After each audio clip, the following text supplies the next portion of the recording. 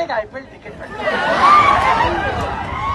ಮಾನ ಮರ್ಯಾದೆ ಇರ್ತಾವೆ MLA ನಮಗ ಪಗಾರ ಎಷ್ಟು ಕೊಡ್ತೈತ ನಿಮ್ಗ ಕೊಡ್ತೈತನ 3 ಲಕ್ಷ ರೂಪಾಯಿ ಪಗಾರ ಐತ ನನಗ 5,000 ಕೊಟ್ಟು ನೋಡ ನಾನು ಹೆಂಡ್ರ ಮಕ್ಕಳು ಕಳ್ಕೊಂಡು ಟಿಕೆಟ್ ತೆಗಿಲಾಕ ನನಗೇನು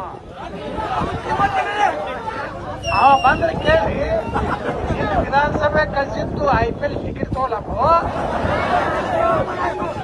ಬರೇ ಹೆಂಡತಿಗೆ ಟಿಕೆಟ್ ತಗೊಳತ್ತೆ ದಿಲ್ಲಿಗೆ ಹೋದೆ IPL ಟಿಕೆಟ್ ತಗೊಳತ್ತೆ ವಿಧಾನಸಭಾದಾಗ ಮಾತಾಡಿದೆ ನೋಡಿ. ಇನ್ನೂ ಒಂದು ಟಿಪ್ಪು ಸುಲ್ತಾನ್ ಜಯಂತಿ ಆಚರಿಸಬೇಕತ್ತೀವ